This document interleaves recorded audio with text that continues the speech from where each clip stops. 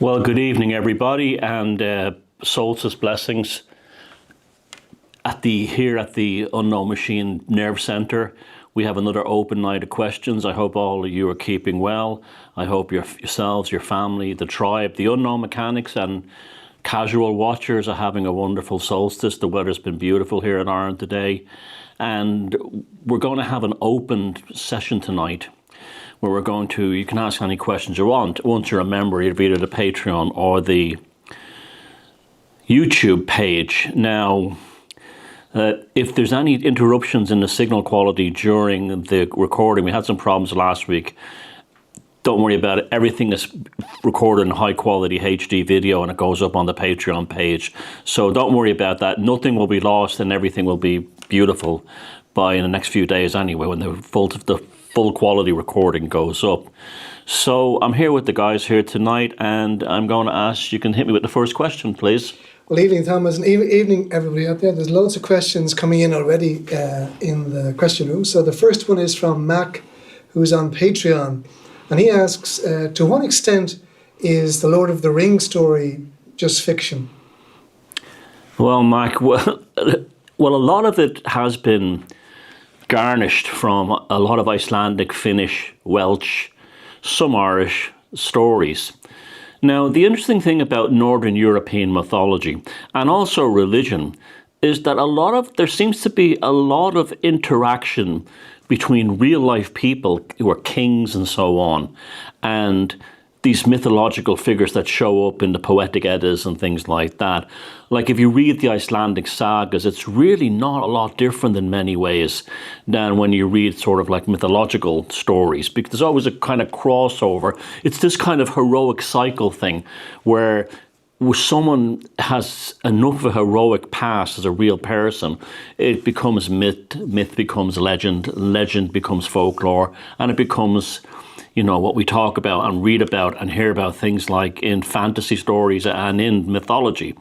So, yeah, there has to be a sizable part of it that is based on reality. I'd say in terms of the various races, particularly the races of men, you would have, even like the way the Easterlings are portrayed very much like the Huns within the historical Huns. You have other elements to that definitely creeped in. Like the men of Rohan, they're Vikings, basically. I know they're Anglo-Saxons, but there's something very Viking about them. So yeah, I would say that a lot of the fictional stories in those stories, in the Middle Earth cycle, particularly as it relates to humans, absolutely would have at some point lost to us in history, though maybe Tolkien took an element or a character that did exist in real life, not just folkloric, and created, a character from that. Like Boromir is very archetypal. I think the character of him, the kind of the flawed hero. There's numerous stories of that in history, and he could probably at some level have been based on a real person. So I think there's a sizable chance that many of the race of men could have been based on actual historical figures who were then transformed into folklore, mythology, and so on. Yeah, the next question looks at a conversation you had on Circle of Light Radio not so long ago, and it's from Anthony Charters. He's on Patreon, and he asks, touching upon your latest conversation with Circle of Light Radio, do you think the Earth has actually had pole shifts that could be happening now, but the secret unknowns can't admit that? To do that would undo historical narrative of drastic pole shifts every few thousand years and the cataclysms we hear about in history books and the mainstream. I think it's a logical explanation for seeing the Northern Lights further south in recent times. What do you think? That's a super point. Was the man's name Andy? His name is Anthony Charters. Okay, that's a super point. I never thought about that one. The Northern Lights, okay, where I live in Ireland and Sligo, you did see them just about every year. But we didn't get spectacular regular displays like we get now. Every couple of years we'll get stuff that you see in Iceland. In fact, I used to go out to the beach and look towards Iceland, and when they be talking about it, you'd be delighted if you saw a little green glow on the horizon. Now you got the full, sort of Scandinavian Arctic polar lights experience. And when you have this, the lights now showing down as far as Texas and so on, the Earth, the Earth does flip over magnetically, but that magnetic polarity shift between different layers of strata every 12,000 years would still show if it was a physical shift. There would still be a flip in polarity. But even if there was a flip in the magnetic field, it could cause catastrophic disaster to electronics and so on, because the magnetosphere would be very much changed, and the Earth would be very vulnerable during these flipping periods to things like solar rays. Now remember, this is also ties in with lots of things like I wonder about the data centers and so on, and things like the seed vault. The Northern Lights happens because the radiation is able to hit. It's like a weak spot in the Earth's magnetic field. So if that thing is now down, hitting people in Texas and Florida, and Spain and Italy are now seeing Northern Lights, that means that weakness in the magnetic field is not on the polar area anymore. It's down further. So they would have a vested interest in hiding it if there was a tilt. We know that the Inuit people about 20 years ago said that the sun was rising in a different place in the Arctic. It's always more visible at the top of the world because there's less sun. The sun is clipped. No, in the equator you wouldn't see it as much. But I know there's shadow setting in my place that I've never set in the area before. The sun doesn't look right. It's bright white, and maybe all this spraying or whatever they're doing up in the sky. Now, I don't like to use the word chemtrails because that is a loaded thing that has a lot of like hysteria going back in it. But I don't doubt that they're probably messing with something like that. Something in terms of, it should think more of like metal spray or mineral spray or molecule spray. They might be actually doing something to offset the effects of this potential tilt or something. But I've no doubt that it's almost like a few things I don't have a lot of hunches about, but I do have a hunch about that could be actually happening. Now, the worrying thing is if it happens too fast, we're screwed because the oceans will slosh.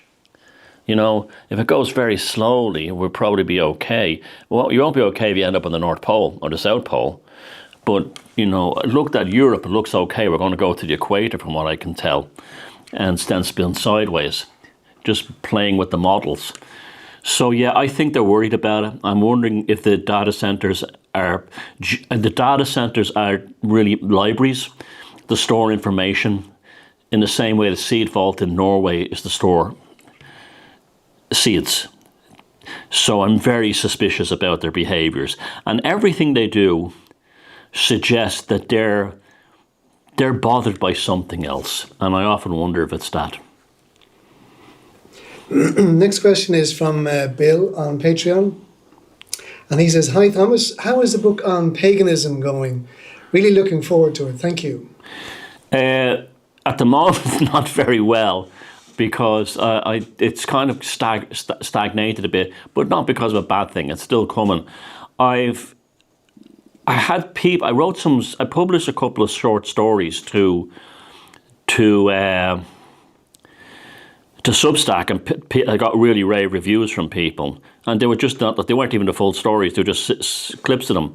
So I have a couple of movie scripts and TV scripts, and one called Unknown Machine, believe it or not. I'm going to put them into a small book, and I want to get that out of the way. I want to have my fiction stuff just done in a small book of I think it's about 5 or 6 short stories, fully done. I want that out of the way, and that's because I don't have anything actually committed to print, and I have some of those stories going back years. The TV show script that I wrote called Unknown Machine goes back to probably nearly the 80s. It's a cosmic horror Nigel Neal type thing, and I find that he properly typed it out, not just all bits of paper. So that's something that's coming out. I'm also working on a book, a tarot book. There was a huge, after we did the tarot thing here a few months back, there was a huge request for people to get me to write a tarot psyche book. So that's on the way. And that also has a very ancient history, because the original birth of that was a fanzine I made back in the 1980s when I used to do like mini cult fanzines after I found a Xerox photocopier in the back of a dumpster and repaired it. And I became a shameless pamphleteer. And I actually ended up getting a business from it. Like I was actually making money at one point. I got really good at it. And so that's coming out. So, but the book I'm pasting, yeah, it's coming out. It's just been delayed a bit. But fear not, it's in the works. And it's been slightly sidelined for something that's, I think the Tarot book will cover a lot of pagan stuff as well, and help you work through that in a very visual way. So that could be kind of considered part of that project as well. So thanks, Bill. Next one is from a regular on the show. It's Conan Barbarian, who's on Patreon. And he asks, there is so much talk around populations declining with low birth rates, etc. Is this yet again some propagandist fear-mongering, or is it as dangerous as it's made out to be? I think the population is declining. I think anecdotally I'm seeing it. It's easier to get things like bus tickets and train tickets and airline tickets than it was last year. There's a lot. The towns around the country seem a lot quieter, and I'm hearing this everywhere. That even in America, there are movements towards the cities. It's becoming more and more urbanized, but there's something definitely to it. I had a really weird dream the other morning, where I had a dream that the population thing had become so bad because of the needlecraft that the people had basically left houses, and the housing crisis was solved, and you could basically move into any house that was vacant because there were so many of them. Now, I don't know if that dream was prophecy or not, but it was a very peculiar kind of dream. It's something I would never dream about, that the population, the housing process is going to be solved by this population collapse, which is actually in the West what they call natural wastage. There are a lot of people, particularly in countries like Italy, they have far more older people than younger people. And you're certainly going to find and that's been going on for years, these Italian and Spanish villages that have been emptying out, and that absolutely is population decline. So we had psychopaths like Bill Gates who kept pushing the population expansion thing, only because he was looking for an excuse to kill people. And really, that's literally how I see him, as a madman. And suddenly, overnight, and I've watched some of the mathematics on this and the videos about it, the world's population is absolutely declining, particularly in countries like South Korea and Japan. Huge reversals. And it's almost like a natural process as well, that someone had explained that a population will reach a certain size and then begin to decline. And that's what's happening. So I think it is real. And I think it's going to make for a very interesting future for those of us who are hopefully still around. Next question is from Ronan, and he's on Patreon, and he says, "Hi Thomas, is there historical, political or cultural reasons why some countries like Britain, Ireland, Japan and most of the British Commonwealth countries, apart from Canada, all drive our vehicles on the left-hand side of the road? And why do countries like America, Russia, China and most of the continental Europe and most of Africa, Asia and Central and South America all drive their vehicles on the right-hand side of the road?" I can't answer that. I'm surprised. What's the person's name? It's Ronan on Patreon. It comes from railways. The railways, when they had two-track railways going back to the development of the railways, they had the left and the right, and that was copied. And you had different railway gauges, but you basically had the railways working according to the British system and then a continental Napoleonic system, which the Americans ironically adopted. So that's the reason why it was the railways, but it also applies to shipping channels in estuaries. So it's a kind of like it's like miles and kilometers, but it just took off in different places for different reasons. But yeah, that's where it comes from, the railways. Yeah, another one from Patreon. This is 001, and he asks, I watched an interesting interview with Erhe, I think that's Matthew Erhe, via the Duran, specifically discussing his work looking at J. Vallée, Crowley and Jung et al. Do you share any of his takes? My sense is he has clouded judgment and misdirection from the Abrahamic mind virus. I could be wrong. Who has the Abrahamic mind virus? Who actually has the? I think he's talking about Matthew Erhe, the I don't, Canadian. I don't know the man. I can't really I can't talk about the man's work because I don't know the guy. Sorry, but you're saying that you think that his views on Crowley and Valet were influenced by the Abrahamic mind virus. Yeah, I don't know the man, so it'd be unfair for me to actually comment on it or his work. Sorry. Okay, next question is from Nick Bonk, and he's on Patreon. And he asks, you mentioned a few weeks ago in video that you have advice or protocol in mind for the vaxxed who regret getting it and want to stay alive. But you haven't made a second part of that video as far as I'm aware. Could you talk about your thoughts on helping them a little? What was the first word, protocol? Yeah, advice or protocol. Well, I mean, I'm not a doctor and I can't change people's DNA, but I do think it fully relates to how many you had. If you had the first needlecraft, you've definitely got a better chance than if you had 3. Now, regarding, getting around it, I'm hearing all kinds of stories online. There's all kinds of people. But we're dealing with genetic things, and especially this thing has now crossed the blood-brain barrier of so many people. And funny enough and scary enough, it's just like Dr. Dolores Cahill said. She said 5 years after the first needlecraft, we'd really see a ramp up that summer in the people dying. And by gosh, are we seeing it right now. I can't believe my social media at the moment. It's literally a kill zone of like young people, lots of suddenly and unexpectedly. I'll be honest with you, there was a lot of wishful thinking in that after having spoken and watched videos by people who said they claimed they could deal with it. But now I don't know. I don't know if there's a way around it. How do you, you could theoretically use epigenetics, so maybe extreme concept. In fact, I often think that something like chaos magic might be a way out of it, because if you can apply an extreme charge to your nervous system through something like annihilation, gnosis, bringing yourself close to death, or anything, or extreme martial arts, and channel that into changing that DNA in your mind or in your body, maybe you could, because we do know epigenetics is real. The ability to change your genetic sequencing without, or changes and mutations without actually, and alterations without actually, environmental factors involved. Maybe that's the way to go. The reason why I haven't made a second one is because when I thought more about the ideas I was hearing from people, the less confident I felt. That's the honest truth. Thanks, Thomas. Yeah, next one is from Joe on Patreon, and he says, "Good evening, my brother. Can you please describe Cenobites and elaborate on what they are?" Cenobites. Cenobites. Yeah, Cenobites. We're surrounded by them. Cenobites, Joe. It's Joe, was it? Yeah. Joe, yeah. Cenobites, Joe. Clive Barker wrote the book Hellraiser. And there were these entities that existed in the other world. They're kind of like demons or fairies who preyed on human suffering.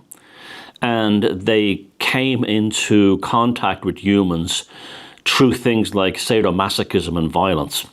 And they were like harvesters of suffering. And they have this kind of like distorted, genetic, mutated look. They were kind of like egregores of BDSM demons. You had Pinhead with all the pins in his head and all the other ones. They all had things like that. And the classic line, your suffering will be legendary. And yeah, so I always suspected that a real genuine, going back a long time now, I can remember, I'll never forget this. In America, they used to have these kiddies bubblegum machines where you could get, like the kind of transfers you're wet and you could put them on your skin. And they used to have like things like My Little Pony, and next to that would be like Superman, and next to that would be Luke Skywalker, Chewbacca, and then in the same thing there was Pinhead from Hellraiser with a little tagline underneath it: your suffering will be legendary.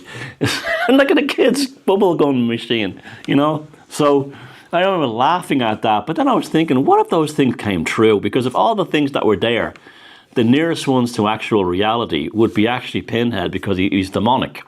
So maybe the Cenobites could come real. And then about 10 years ago, making the videos on YouTube, I started to say, it's almost like the Cenobites are here. And when you look at all these like woke types with all the piercings, and extreme piercings, and how they, you see them, the ones who are screaming, and they're obviously harvesting people off by screaming and insulting them and things like that. They're causing pain on purpose by calling people names. It's almost like those Cenobites of Clive Barker's fiction have transferred into reality. I have an interesting Clive Barker story. A friend of mine, Robert, was a writer for Fangoria magazine in New York back in the late 80s, and he said, "Do you want to meet Clive Barker?" And I said, "Are you kidding me?" So he was like, so I met Clive Barker very briefly at it. We had coffee in a diner in New York. He was like a nice enough, like Liverpudlian guy. My friend Robert was arranging a kind of an interview with him. So that so the Cenobite thing was always in my consciousness. And yet, if you look at the kind of orcs that are surrounding us in society now, they're Cenobites. They're Cenobites. There's a strong BDSM element to it by calling people names, hurting them, boycotting them, cancel culturing them, and then feeding on their suffering. In fact, this week when I read, and I wish I didn't, the report on the grooming gangs in Britain, and there are loads of videos. I think your man, what's his name, Asmodeus, or the American chap who makes those commentary videos, is very popular. And he shows these liberal Cenobite women in England all laughing at these girls at what they claim was done to them. And it's pure demonic energy harvesting. So the Cenobites of fiction have become real. I would also suggest reading the book Hellraiser. It's even better than the film and in getting you into the nature of the Cenobite and understanding them. So that's what Cenobites are. Yeah, and talking about reading books, Niall on Patreon asks, any plans to do a personal library tour in the future, or perhaps some more book reviews or recommendations?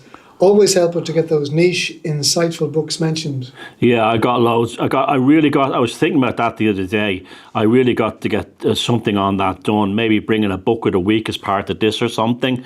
I've got like a lot of interesting stuff. And in fact, one of them I was thinking of was I have the folio copy of the Icelandic sagas with all the original artwork in edited by Magnus Magnusson, who was a BBC presenter. He did things like what was that?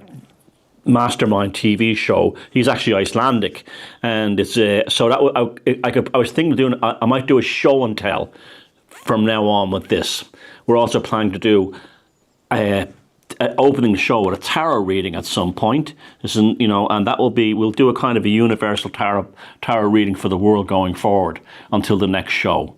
So yeah, absolutely on the cards, both literally in the tarot and on the book of the week thing. In fact, that might be the first one I'll bring. I'll bring the Icelandic sagas book to show you, because it's quite rare. Well, from books over to geography, Niall on Patreon, he asks, what do you reckon will be the significant future cities / countries / areas in the coming decades, be it power, spirituality, etc., or any you see falling away in importance? Well, Britain is definitely dissolving. You can see it's been done on purpose. The United States possibly too. I think countries in the ascendancy, like Ireland, is definitely going to be one of them. There's no doubt about it. With all the money and influence and power that's like being pumped into this country, so definitely. I mean, there's no sign of that like abating. So I mean, Ireland already is kind of like up in that league, but I think it's going to become much more stronger. I think the smaller countries like Ireland, the New Zealands, the Luxembourgs, the smaller ones like that will Singapore's and so on, definitely. I think China will maintain its homogeny. I think Russia will surprise everybody. by becoming a superpower, like a proper well, they are a superpower.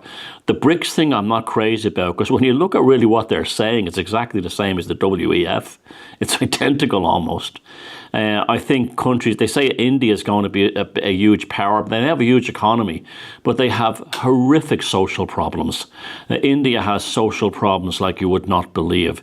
And you're never going to attain that status if you can't do basic things like have basic infrastructure in your cities and so on for millions, for tens of millions, hundreds of millions of people. So yeah, I think Europe will definitely still remain strong. But I think countries like Britain, France, and Germany will probably be split up, and that has more to do with ethnic reasons than anything else. I can definitely see that happening. Well, keeping an eye on the future, Niall from Patreon also has another question. He says, as more churches become disused, thoughts on them becoming possible pagan temples in the future? Well, you see, the thing is that yeah, I know there's a whole thing about that, and it is kind of interesting. There's nothing to stop me or you or anyone from buying a church and turning it into that. There's about 20 years ago around here, and I had the money at the time. The Methodist Church in Sligo sold off a load of beautiful little churches, and they're not ornate churches like Catholic churches. They're very practical, and they would make great houses and libraries and stuff. And I'm sorry I never jumped on that at the time. And they're usually in very nice picturesque areas. There's nothing to stop someone from doing that. But I tell you something, I would take if I was actually buying a church of any kind, I'd look for one that was quite derelict, with no roof on it, because I think having openness, open to the sky, is very important, and then build inside that some kind of structure, where that's accessible to the exterior place. Now, they would be deconsecrated by the parish when they're decommissioned, so there's no problems there. I would also suggest that pagans are doing things like that to respect the Christian graveyards in the cemetery. If there's one attached, don't do anything stupid like, pave them over or anything like that. It would be a good publicity thing to actually do this. But I think, I'm surprised this hasn't been done already. I know there are pagans out there with lots of money, and why they haven't done this already, I don't know. But an old church building would be ideal for many things. Not in a mocking way. It's almost like come full circle. They took over our pagan sites to build their churches, and now it's coming back the other way. But unlike, and we'll be more sympathetic about it. We won't be like nasty about it. And I can definitely see that happen. I hope it does. On a slightly different tack than Peter Kennedy on Patreon, he asks, what is your opinion on sex magic, especially sex magic which is focused on transmutation of the energy to the brain via the spinal cord? Oh, that one of the sperm down in the spinal cord. I had a conversation with, I can't remember, years ago about that, and he got really deep into it, and it was like, man, you've really studied the physiology of your own body, haven't you? Yeah, it's sex magic is not what people think it is. It's not. It's like people think it's like, you incite the orgasm either through sex with a partner or through masturbation. You concentrate on a sigil. That's a very basic understanding with it. For instance, sex magic is far more complicated and interesting than people realize. So, for example, you can take the sexual charge created by a woman that you find attractive. Now, you may not even intend to have sex with her. You may not even particularly want it. She may be married or something like that. But she will have, because she's a woman, she carries with her a reproductive charge. She has this power. Like, what is more powerful on this earth in human terms than the generation of new life? It's incredible, really, when you think about it.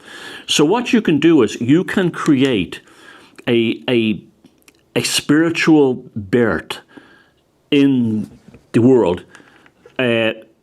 It helps if you know the woman. So if it's a woman you work with, you think, she's really sexy, I like her, but she's happily married. So obviously you can't get involved there. But you're still aware, or a man if you're a woman, that there's an actual charge there that can be utilized, okay? So it's not wasted. So you can use that to bring forward intention. Now, the thing about the sperm in the spinal column is really interesting, because there is a fluid at the tailbone of your spinal column that is the same chemical composition as sperm. And when you do a magical working successfully, what you're really doing is you're using your central nervous system to do a stream of pure energy towards your intention or the target in order to affect change in the material world. The interesting thing was, before it was fully understood that there was this kind of seminal fluid type material in the bottom of the spine, magicians were actually thinking in terms of that as the spine is a kind of a tailbone phallus of kinds. So they kind of knew, maybe it goes back to Egyptian or Greek magic or something.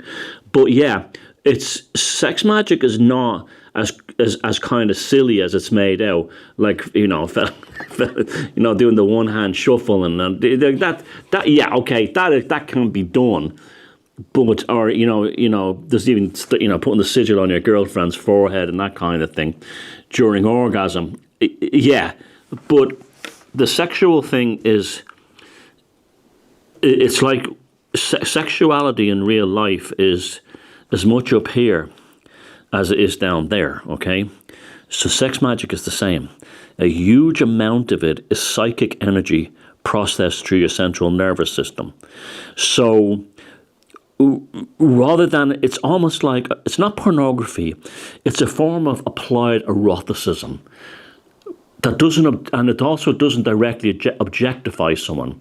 It's just an acknowledgement of a person's ability to generate life, if it's a woman or a man, whatever you want to take it on, as a conduit in order to get this process. So you'll often get like, for instance, I remember seeing this one once, and I actually thought it was quite clever, where a guy that I used to know, he was actually in the Golden Dawn, but he took a real interest in the whole, the chaos magic thing. And he drew a phallus. It was supposed to be his own phallus. And it was like that kind of Roman things where you see flying phalluses with fellas on them and stuff like that. And it was actually quite clever. The woman that he thought was really gorgeous, but he was never going to have a chance with her, but he knew her, and she was actually quite famous. He drew the phallus as a kind of like illustrated manuscript of her name, and then that, and I was like, well, that's exactly it, isn't it? It's like, so he created a kind of sigil that way. And he was even planning to build it in like clay and everything. And then I started to think, I wasn't laughing, but I was like, well, that's kind of interesting. And then I was thinking later on, well, that's what the Romans were doing with all these little phallic things. You ever see the phalluses the Romans have, where there'll be a guy riding it like a horse and stuff like that, or it has wings? So sex magic has been with us a long time, even though we don't have the documentation going back to those days. But he didn't even know about that stuff when he was building these things. So there you go. Just a question pops into my mind there. What do you see, or do you see any connection between sex magic and Kundalini? It sounds like this. Yeah, absolutely. The Kundalini thing you see, we don't use that kind of language in the West. It's just more of the Vedic kind of thing. Yeah, absolutely. It's like a kind of a volcano. Yeah.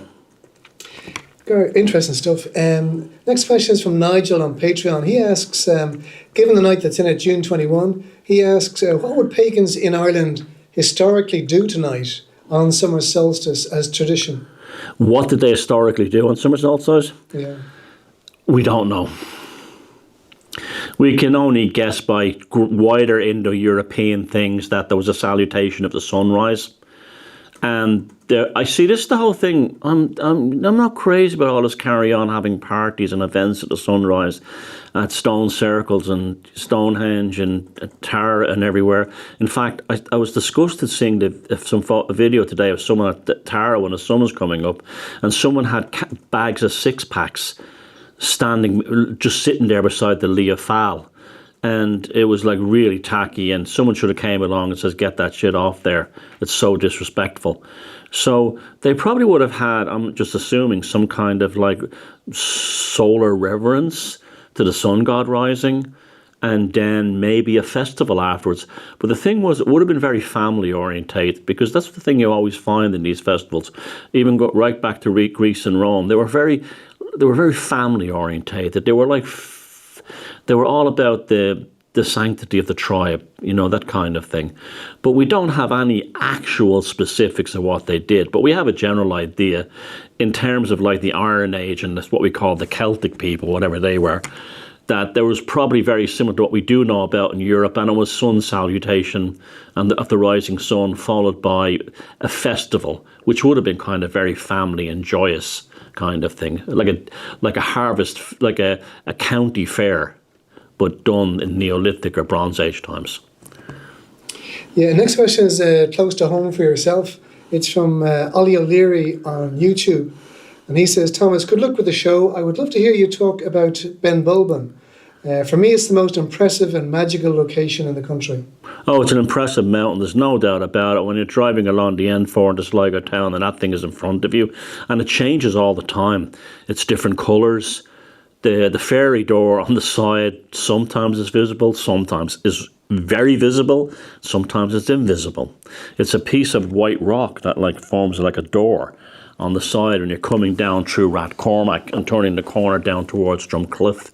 Yeah, absolutely. Now, we know the legendary about that the inside there is a race called the Gentry, and they live inside the mountain, and there's direct access to the sea inside the mountain, and people have gone, if you go along the north face, now most people are familiar with the face that hits you when you're coming from Dublin or you're coming from Galway, but the other side of the mountain has these incredibly rugged cliffs. It's like the Grand Canyon or something, and a lot of them are unexplored, by the way, because it's very dangerous. It's very dangerous even climbing there because they're so slippery. Because lots of them have mini waterfalls going down them because of the amount of moisture. That mountain gets hit by the Atlantic Ocean, and it becomes a gigantic sponge. But people often talk about being near those things late at night and hearing the ocean inside the mountain in the same way when you put a seashell at your ear. So, and I know one guy for sure said he says you can hear the sea inside there. And I know he's not like a bullshit or anything. And he's not that kind of guy given to that. And he says, I swear, and there's all stories of livestock go into these caves and never come back out again. Dogs. Or else they come out miles away in another part of Sligo. That's another one. So the side that has all the parts of it that's rugged, the north face, that faces towards Donegal, I swear sometimes when you walk on that forest walk, some of those things look like giant statues that are heavily eroded by the elements, or maybe by the glaciation of the Stone Age, or the Ice Age, sorry. But absolutely, there's something about that mountain. Like because I work quite near it, and I was talking to a Swiss guy that was working there, a young lad, a few years back, and he was like, he lived near the Matterhorn and all that, and he said as small as that mountain, he said that's a much smaller mountain than what we have in Switzerland, but he said that thing keeps making you look at it. And there's a thing called the Pulgurum, which is like a hole in the mountain that screams when the wind goes into it. And the night, this is a true story, the night that the abortion on demand law was passed, some people told me that the Pulgurum screamed that night from the mountain. There you go. So it is a magic mountain. There's a lot, even to this day. The next question, Thomas, is from Gman2000 on YouTube, and he's just asking about the tarot cards. And he says, hello, Thomas, I've started using the tarot the last few weeks and getting good at reading the cards myself, but I also use Google to analyse my card spreads. Is this a smart thing to do? No, there's actually some great, when you say Google, you mean like a site. There's a site called the Tarot Guide. It's excellent. It's been there for about 20 years. And it's fine. You can use that. The internet's a quicker way to learn the cards, because the cards are like guitar playing. When you first learn guitar, you have to learn the chords and where the fingering is and where it is on the fretboard. It's exactly the same with the cards. So, where a certain shape with your fingers on the fretboard of a guitar makes a chord, then you start to learn that a certain symbolism on the card makes a story. So there's absolutely nothing wrong with doing that. In fact, it's more convenient than a book, except the book that I'm going to give you, because that's going to be specially geared towards a tribe and tribe-minded folk. Make England Good Again on YouTube. He asks, I don't know if it's the same in Erhe, but in the UK, many people seem keen to cover themselves in tattoos of demons, skulls, Batman, Joker, and various signs and sigils. Are there likely to be consequences? Interesting. I haven't thought about that. Yeah, I guess so. Maybe. I don't know. I'm very careful with the tattoos you have on you. Like, there's always that joke that it's somewhere in China there's a girl walking around with a McDonald's logo and thinks it's a spiritual thing. It's like there's a lot of what they call cultural appropriation. But most of the girls I see in Ireland that are heavily tattooed, it's all Celtic and Viking stuff. I haven't seen the devil heads thing. You don't see that. A lot of metalheads, lads might go for that. Whether it's dangerous or not, I don't know. It's just like anything else. It's just a picture until an intention is formed into it. So I wouldn't worry too much about that. But here you don't get a lot of that. Here the girls go for the Celtic stuff and the Viking stuff mostly, but what I've seen anyway. Kate Whitehead on Patreon. She asks, what are your thoughts about the Heaven's Gate suicide cult, which I've been looking a bit at recently? Was it a psyop, genuine, or something more sinister? Well, I think his name was Marshall Applewhite, was the guy, the bald guy. I think there was definitely intelligence services things in that. And Jacques Vallée, I remember that very well when it was going on, because I used to work late at nights and I used to listen to Art Bell. And it was around the time, it was exactly the time the Hale-Bopp comet showed up in the sky. And so there was lots of exciting shows. Art Bell had loads of things about Hale-Bopp, and he had people like Whitley Strieber on, and lots of things like that. And there was friends of mine even wrote a song called Hale-Bopp to the tune of Let's Go to the Bop, and Art Bell played it. Let's Go to the Hop. And I used to get the train, stand on the 7 train platform and see Hale-Bopp rising over the Bronx. It was a very, very visible comet. Now, Marshall Applewhite in Jacques Vallée's Messengers of Deception, he was warning about them back in the 60s. I think the early 70s he was warning about them. And that Marshall Applewhite and the woman that he was with at the time, she had a different name. She died actually of cancer. He talked about them going to MIT or somewhere like that, or some university in America. It might have been JPL. And he saw them giving this lecture on, we want people to build spaceships to meet the aliens and this kind of thing, and to make alien contact. And these were all top rocket engineers at the time, or scientists, PhD students. And Jacques Vallée thought they were all going to laugh at him. And at the end of the night, he said there was a queue around the table signing their name for his newsletters and things like that. So that guy had tremendous power. And and he didn't have any charisma. When you see the videos, he's like ridiculous looking, But was it a psyop? I think in some ways it was. It was an appalling tragedy. I mean, a lot of people who killed themselves were actually castrated. I don't even know that. They actually had themselves castrated. He had first, this is like how we know it is, now that I think about it, when I think of all the gender reassignment surgeries today, it was almost like Heaven's Gate was testing people. Could you get someone to show their devotion to the cult by castrating themselves?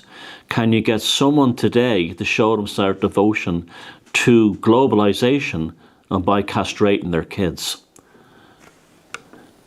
So that's always been a big thing with me with cults, is that they seem to set what happens in the cult compound seems to happen in real life eventually through the intelligence services. And I do wonder what when you think about the Heaven's Gate cult, what ultimately what was their objective in the end? Population destruction. They all killed themselves. And what, so all, the intelligence services and the CIA, and particularly in France, the French intelligence services especially, have been using these flying saucer cults to develop models that they can actually bring into society through different things. So, I mean, there's loads of... Remember all the UFO things back in the day? Well, the UFO, I channeled the UFO, and they said they're destroying the environment, and we're destroying the planet. Next thing you have, the global warming, climate change, we're destroying the planet thing. So, yeah, I can't prove they're a psyop, but I'm not surprised if they were. Well, the time is just coming up to 7:45 now, Thomas. So we're going to take a short break and show a video if you'd like to introduce it. We're going to show the video now.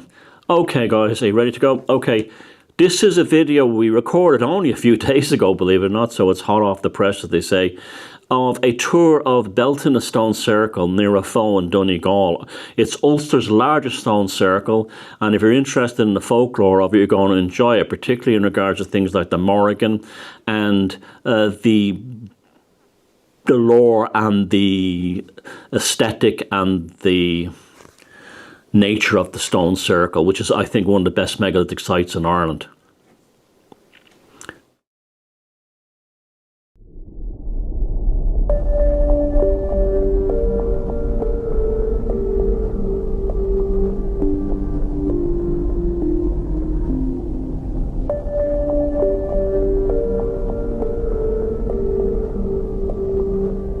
Beltany Stone Circle here in Donegal epitomises a feeling that's not generally appreciated so much by people who come to these places.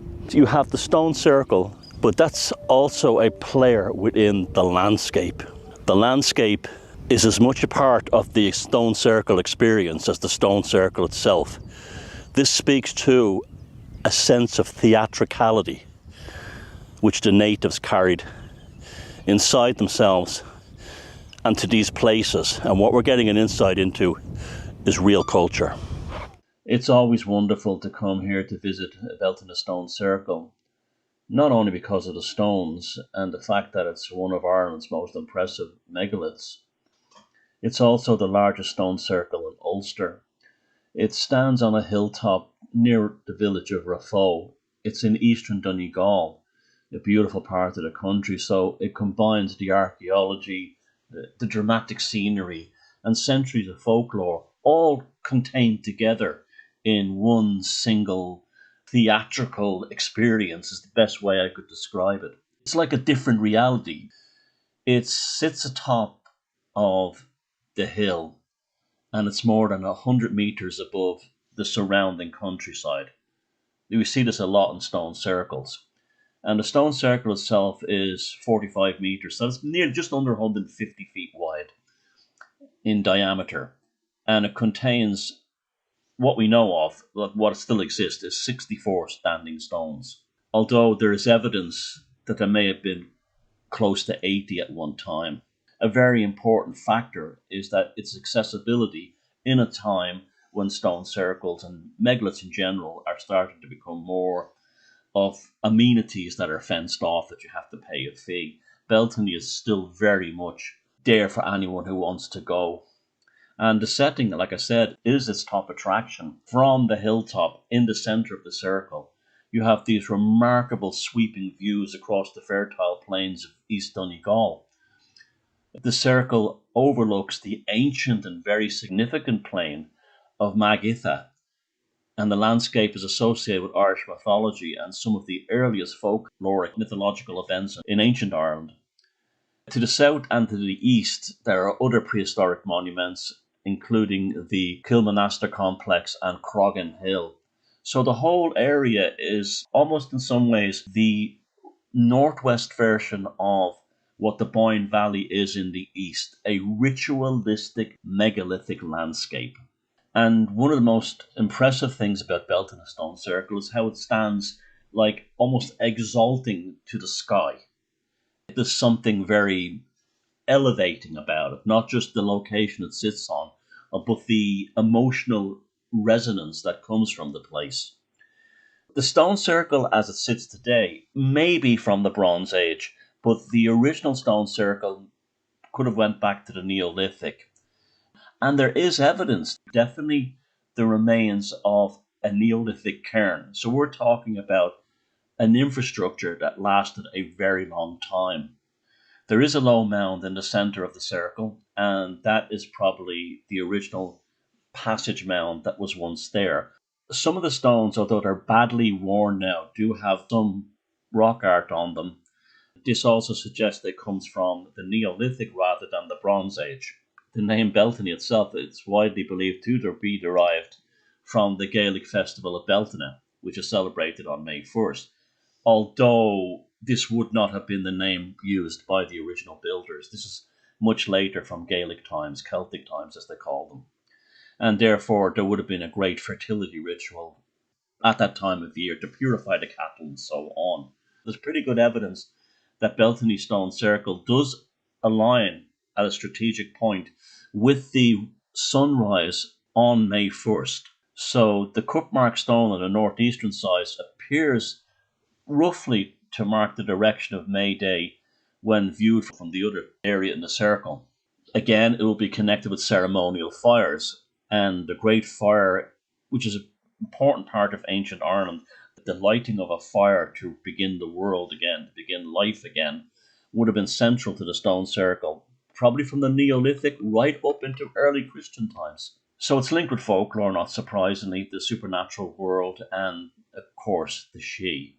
But in this part of Ulster, I feel so connected to the spirit of the Morrigan. This is her domain, from East Donegal all the way across the Sperrins into Antrim and down, parts of Sligo. You can sense her presence there as the raven goddess, as the crow goddess. You can just feel her energy. You are in her domain. There's something about from that point across the Sperrin Mountains into Ulster where you feel you are on the cusp of her manifesting before you. I know it sounds strange, but that's literally how it feels. There's something very intense about the archetype and the Morrigan as a goddess. So this is the crown of the Morrigan, as far as I'm concerned. And this is her domain, the hills of Ulster, the land of Ulster, the special energy. As soon as I come here, every time I come to Beltane and some other places in the Sperrins, I immediately feel the Morrigan is here. It's not a sense of being warned or watched. It's a sense of this is her land, this is her domain, this is where you must show adequate respect. It's very, very strong. It's so strong. I feel it's, even this moment, my hands chills, goosebumps just thinking about her. It's one of the reasons I'm a pagan, is that my God doesn't live in the Middle East. My gods live here in Ireland, in places like this. I don't have to go to the Holy Land because I live in a Holy Land. There is a stone at Beltane too called the Beltane headstone, and it was discovered nearby in the area, and it comes from maybe the Iron Age, and it seems to be an ancestral figure, some kind of deity. Again, Ulster seems to be the only part of Ireland that seems to produce a proliferation of these idols, figurines, and so on, from Neolithic all the way through to the Iron Age. It feels special. That's the only way I could put Beltane Stone Circle. And it remains relatively untouched. There is something almost ritualistic about the ascent from the car park at the base of the hill to the stone circle itself. It's a surprisingly steep climb, even though it's long, you don't feel it so much. And then you get to the top beside a small woodland, the circle opens up before you. Conversely, there's almost a sense of a mirror to this when you exit the stone circle and go down the hill. The sense of an opening and a closing, leaving this world for the other world, going from the other world back to this world. And this is why Beltany Stone Circle will always appeal to me, always have a strong place in my heart. and it will always affect people who have a specific connection to the landscape that the Morrigan soars above.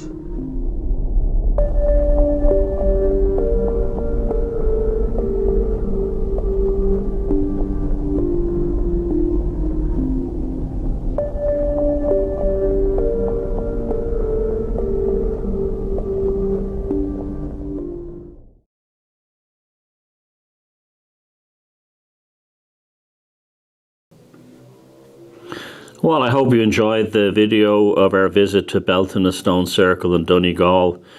It certainly does drive home how impressive these structures are in the landscape. Some of the drone shots, you can see the thing is perfectly circled, but it's, like I said in the video, there's a theatrical nature. And we're so fortunate in Ireland that we have so many of these things. They're everywhere, all different kinds of megaliths. And we're looking to put together first one-day trips where you can join me visiting the megaliths, getting a look at the actual stones up close and personal, and a little bit of stories, a bit of folklore, and a bit of fun there and back. So stay tuned for that. Eventually we're looking to do proper tours, but we're going to start with one-day events. So those of you who are not signed up to either the Patreon or the YouTube channel, that's an example of the arsenal of material about megaliths and ancient sites that's in there to just give you a taster of what you're missing. So that won't be available anymore other than right now. So if you want to see it again, you have to become a member for €5 a month, or whatever the thing is at the moment. So, you know, it's you can see the quality of it. It's very good, and we're only going to get better. So we'll return back to the questions. Well, going back to the questions, Thomas, the next one is from Heidi H. She's on Patreon. And she asks, in New Age, they call upon the violet flame to help burn away negative energies. Is there something similar to that in Indo-European paganism? A kind of a flame that transmutes negative energy kind of thing? Yeah. Within Indo-European paganism? Well, I'm actually going to have to go back to the Vedic thing, where you do have the kind of Agni rituals, where the rituals of fire, and where you do have things like that, where a kind of like, they're almost shamanic, where you subject yourself to the heat. And what's very close to that in the Celtic thing would be the sanctifying and the purifying of cattle and people on May Day, Beltany, by passing through processionals of fire. Now, they're often shown in modern contexts that the people and the animals are quite far away from the flames. I think that when that was done originally, it was literally almost like a thermal bath. It was almost, would have been very similar to the Agni rituals in the Vedic thing, which is also Indo-European as well.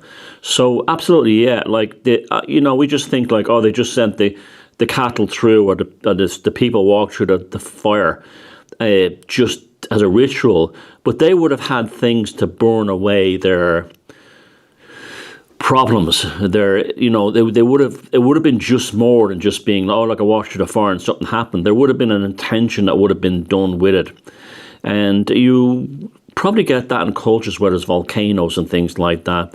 I know that the Romans had very similar kinds of things in Sicily with Mount Etna and things like that. So there was a place south of Naples, which is actually what they think is the archetypal place for hell, where there was a kind of a pilgrimage performed there to purify yourself by coming very close to the sulfur fields, but not enough for you to die. But yeah, you would find there were things like that. They're pretty universal things then. Next question is from Capinia on Patreon, and she says, "Love to the tribe. Would you please do a whole show on philosophical Satanism?" Well, I don't really know if there's any more than what I've said on philosophical Satanism.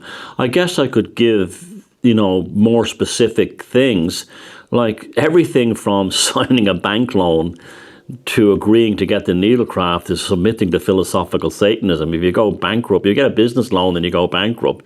No one forced you to get that business loan. The whole system is based on that. The entire thing is based on that. And there's a lot of truth when you have these kind of like YouTube philosophers. I saw one today. It was an Irish fellow who lives in Spain, and he basically says when you realise that a lot of the problems in your own life are actually self-manufactured, it's only then that you start to actually find a way to escape them. And there's a lot of truth to that, you know. So I think our lives as people is almost like a constant battle with the philosophical satanic trick. Am I being screwed here? Am I being things? You know, like even thing like he was saying, you know, the subscriptions for food being delivered. Suddenly you have no money in the bank, you know, because you get lazy and you're not buying groceries. And you make an excuse up like saying, oh, well, I'm too tired from when I get home from work to cook, so I'm going to have Deliveroo or some other food delivery service bring me something. But that all adds up. It drains your finances, you know. So that's almost like a rejection of. It's almost like an exorcism. What would be the exorcism of away from philosophical Satanism? The most important one would be to try and get debt free, if possible, to pay off your credit card, this kind of thing, and make sure they don't own you, because you've no one to complain. And you say, "Oh, well, the system is set up." Sure, it is, but it's at the end of the day, it's still your. You signed your own ass on that form. You know, this is it, when you start to understand philosophical Satanism and its power. It actually is very empowering for you in your own life. You're less likely to get caught up in, you know, materialistic things. You know, where someone who might have been prone to getting a new car every year on a big car loan might say, "Oh, I'm not going to do that ever again. And what I'm going to do is I'm going to get a few, you know, 10,000 euros, whatever, together." $10,000, and I'm going to buy a good second-hand car. And you've defeated the philosophical Satanist that way because you don't have a really expensive high-interest car loan. So that's really it. Next question is actually two questions from Rick Deco on Patreon. He says, I wonder about karma.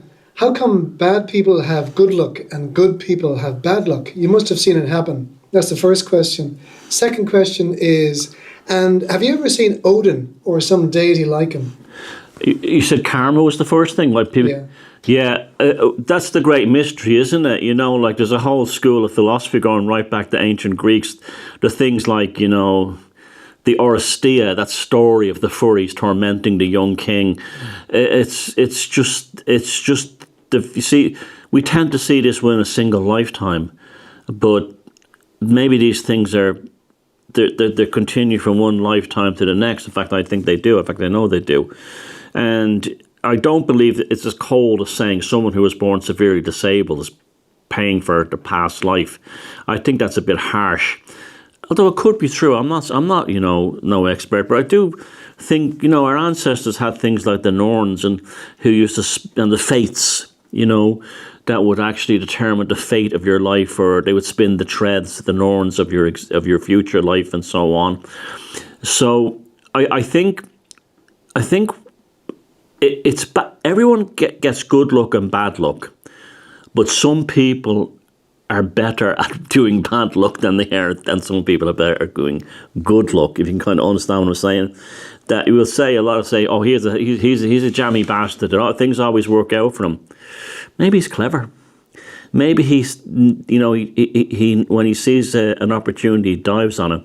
You know, I get no breaks in life. Well, maybe you did, but you didn't. You took the wrong ones. So, you know, it's like you get that in the kind of like the Greek mythology as well.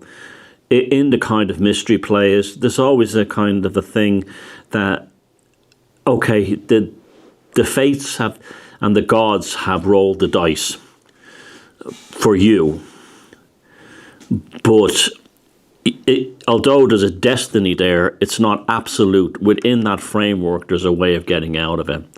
Yeah, so I mean, it's just one of the great mysteries of life. It's why philosophy exists.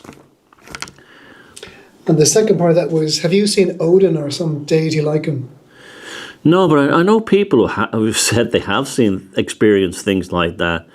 Like, there was someone was telling me that they were in Norway, and they had a really bad accident on a beach.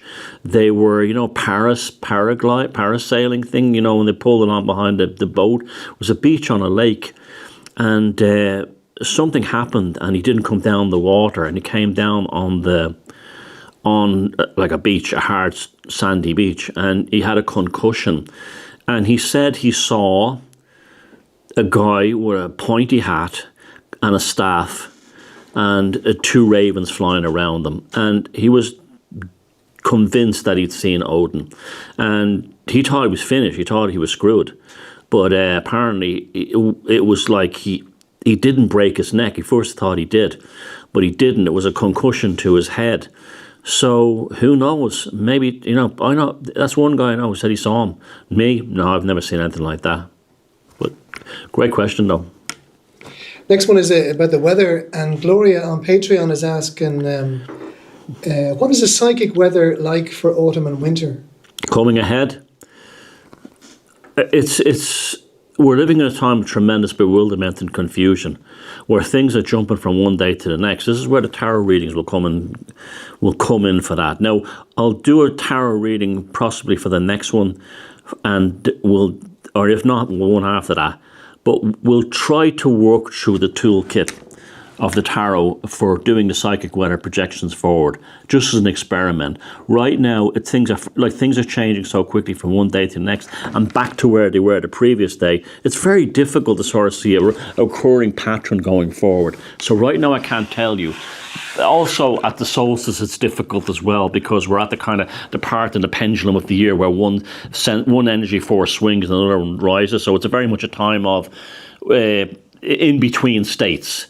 But get back to me later on in the year, and we'll definitely work on all this together as a collective, not just us guys here, but the tribe. Next one is from Ronan on YouTube. He asks a question about current affairs at the moment. He says, Thomas, with the recent bombings of Russian oil refineries by Ukrainian drones, would it not be like that Russia could start bombing the EU manufacturers making parts for said drones? Yeah, and Ireland be on the front line right then, because a lot of those drones are made here, developed here. I don't know. Anything's possible. It's a very strange war, that war between Russia and Ukraine. Like the European Union, all the states, and including Britain as well, are pouring vast amounts of weapons and money into attacking Russia. But the Russians have been very restrained. They haven't attacked us back. So I find that very strange. Now, a lot of people in Scandinavia have been told to prepare for war. This is quite common, and in Hungary and in Poland. So we may be in the early days of it yet. So don't be surprised if that does manifest, Ronan, eventually. Excuse me if I get the pronunciation wrong here, but this is Peter Kennedy from Patreon, and he asks, have you ever heard of the work of Samuel Owen Weor? If so, do you consider any of his work to be valuable? How do you spell his second name? Weor. No, I don't. Sorry, I don't. Okay. Moving on. On Patreon also, Paul Walukiewicz. He asks, would you consider writing a modern pagan pocketbook survival guide, similar to a foraging book, also with warnings of potentially dangerous beliefs or practices? That's a great idea. No, but it might be for someone else to do. Why don't you do it? That's a brilliant idea. I really like that idea.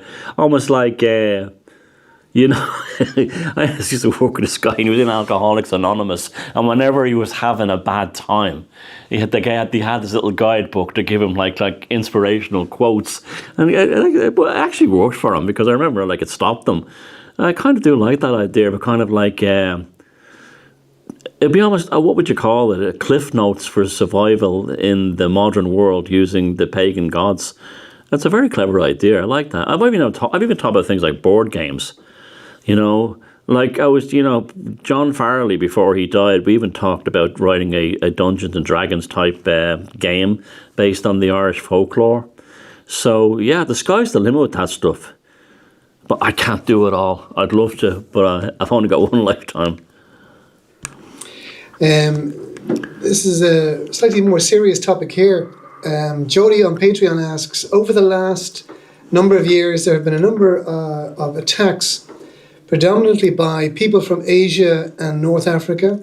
In many of the attacks, children have been specifically targeted. Beheading is also another tactic sometimes used. What do you think is the reason beheading is such a common tactic, and why do you think children are often specific targets? Halal slaughtering, killing lambs, and I'm leaving it at that. That's as far as I'm going, but that's what it is. Bridget Bardot was right. She was nailed at 25 years ago. That's what it is. If you can kill an animal for fun, and they all do, their dads all teach them. I mean, if you want to see a horrific video that you wish you never see, watch the Irish cows being delivered live to Gaza, and see what they do, what the fathers teach their sons to do with them as soon as they're coming down the ramp from. That's why I'm totally against live cattle exports to those countries. They're not just taken to the slaughterhouse and slaughtered, they're sadistically butchered in the streets. That's where it comes from. And that's all I'm saying. Next question is from Lorcan on YouTube.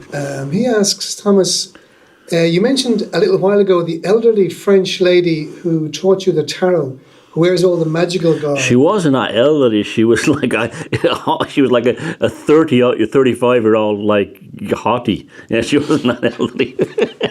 She was elderly to me at 17, but my God, she was definitely in her prime. Go on. Anyway, go on.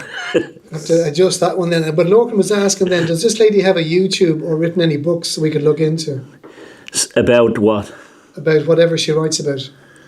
Well, she was just a woman in a shop that showed me the tarot. I've never seen her again after the shop closed down. She could have went back to France or anything. You know, hopefully she married a millionaire. She definitely had the potential.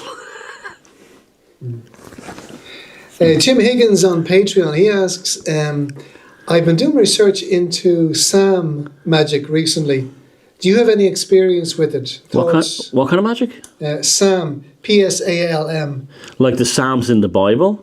Yeah, I've heard about that, like people who actually use those things as grimoires.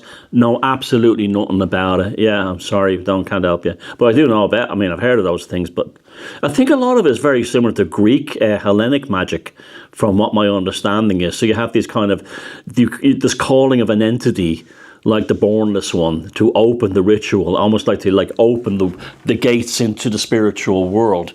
That's very Egyptian, very Hellenic. But yeah, I've no experience of anything like that. Roland again from Patreon, he was asking, what do you think will happen to those African and Middle Eastern countries now that a lot of their own people are migrating into Europe? Well, you see, it's not always the thing. Like, how are they going to develop their countries if they're all leaving? You know, like, this is the whole thing. We in Ireland know this because Ireland, all the emigration out of Ireland after the famine, that, you know, realistically lasted probably 100 years. Ireland never, there was an immediate growth right after the famine. All the railways are built, all the industry was built, shipbuilding, all that stuff happened in Ireland. But then there was a stagnation because people continued to emigrate to America, to Britain, to Australia. It was only when the emigration started stopping in the early 1960s, when the south of Ireland became industrialised, that things started to really change rapidly. So that's the problem with those countries. Nothing's going to happen.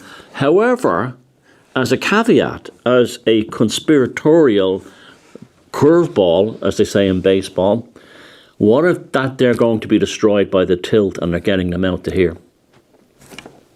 Just a question, just an idea out there. What if the African countries are going to end up in the North Pole or something? Or the Asian countries?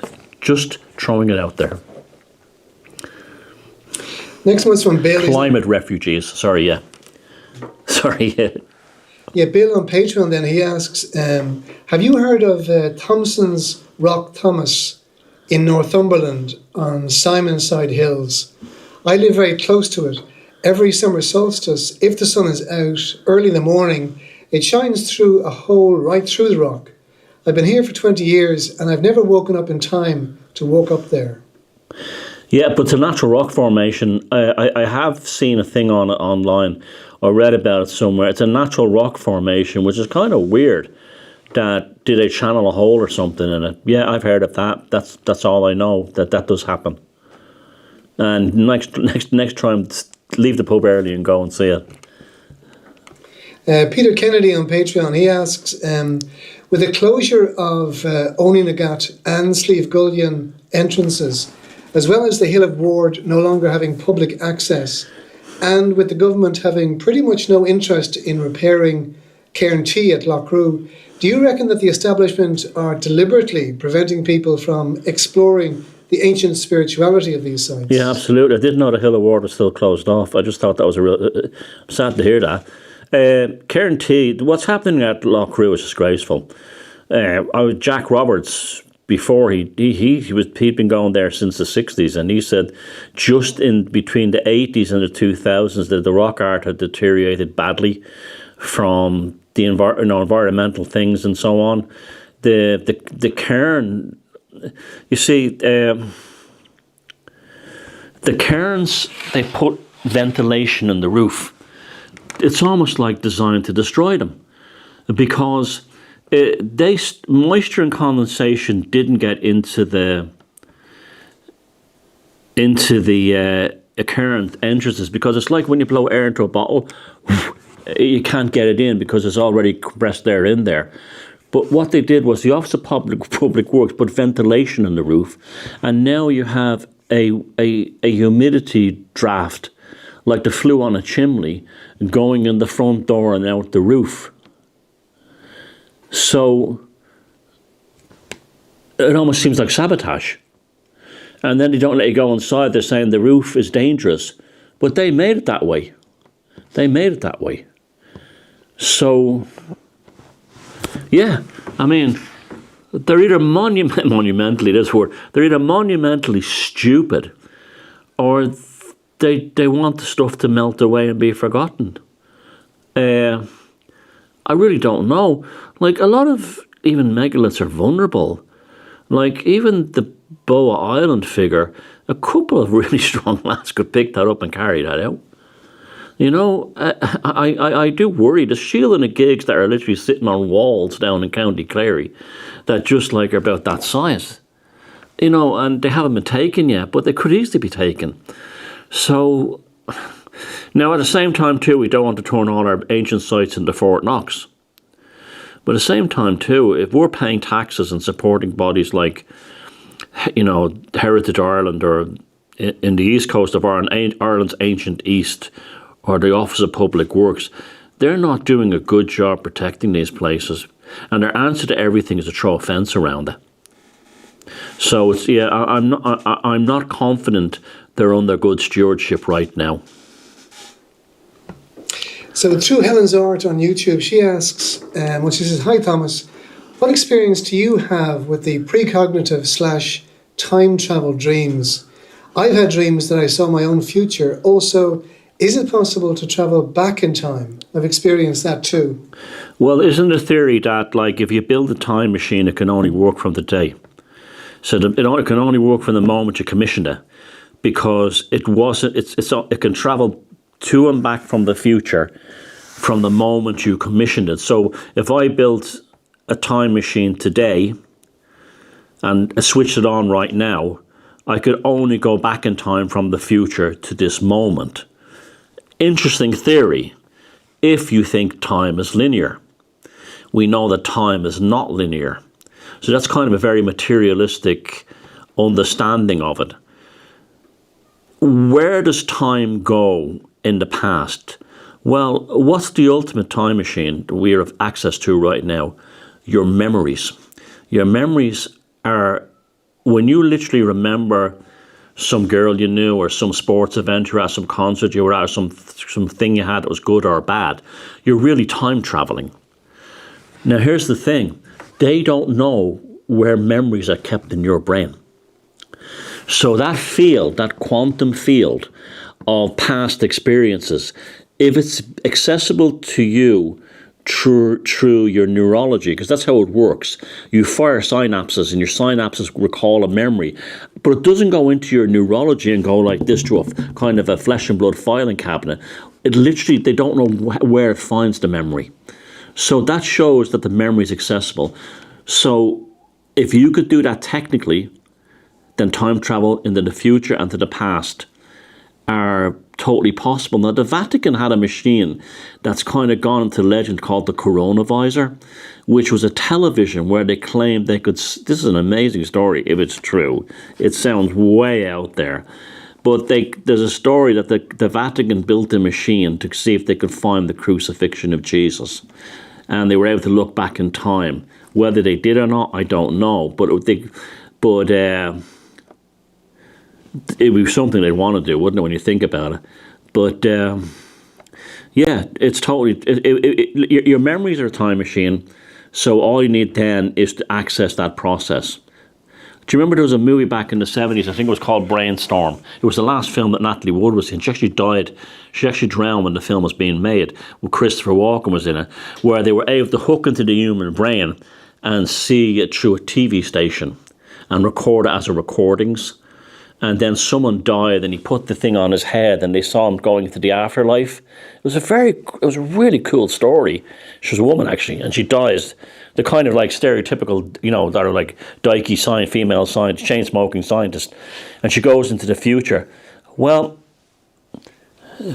if we could develop technology like that, we could tap into the memories the same way. Yeah, so it's totally possible. Next question is from Marissa, and she asks, what paintings do you draw inspiration from in your own work? I just went to see, and it's still running until the end of July, if you live in Ireland, or especially if you live in Dublin, you don't go to the shame on you. They have the William Blake and the Gothic Romance retrospective from the Tate Britain showing in the National Gallery of Ireland. So I love the Gothic, Romantic era paintings of Blake, Constable, William Turner, Samuel Palmer especially. There was a real surprise there, and they had one of Samuel Palmer's, I think it was Midnight Mass painting, and it was tiny thing in real life. And another form of styles of painting I like is American regionalism from the 1920s and 30s. I love Charles Birchfield. I'm probably the only person in Ireland who's an expert on Charles Birchfield's paintings. I also like the New England painters like Winslow Homer. I especially loved Andrew and Jamie Wyatt, and the paintings that they have at the Farnsworth Museum in Rockland in Maine. So I really like the American painters, the British painters. Irish artists, there's William Orpin. I quite like his stuff. There's a painting he did of a little boy that looks scary like me when I was a little boy. And there's I'm not great on Jack B. Yeats. I don't really get his kind of expressionist style. But yeah, that'd be the kind of things. I think I love paintings that are not only well done, but also have a powerful story, like the